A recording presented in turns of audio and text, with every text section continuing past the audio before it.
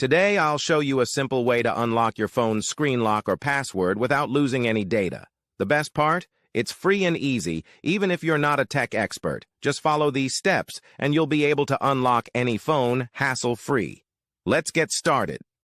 You can unlock your phone's screen lock or password using a special code. You will need to press on emergency call, and then you must enter a code. This code is unique to each type of phone and is provided by the phone manufacturer. In this video, we're using a code that works specifically for the type of phone we're demonstrating. Here's how you can get the code.